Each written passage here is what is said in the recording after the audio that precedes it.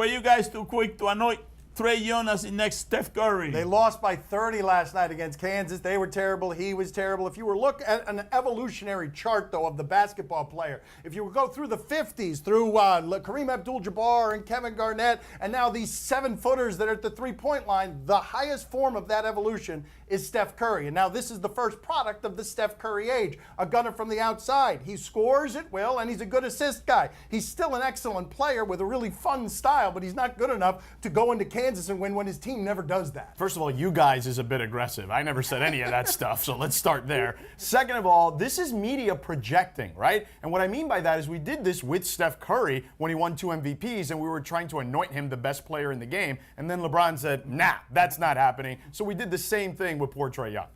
The reason we're asking this question is because this is supposed to be the #1 player in the country. This team was supposed to be good. All of a sudden, they're losing. They're losing by 30, and he's not scoring the way that he was scoring at the beginning of the season. It's less fun when you play that style of play and you're 3 for 13 from the field. We also got to give credit to the opponents. Eventually, people figure you out some, and when you're the only weapon on offense, that becomes a problem. We've seen that with Markelle Fultz and Ben Simmons, the 2 previous guys that went #1. The 2 previous guys who went #1, and their teams weren't any good, by the way. Right. Their teams weren't any good. It's a rare thing to see a guy who can score like this, assist like this, and then the team's not that good.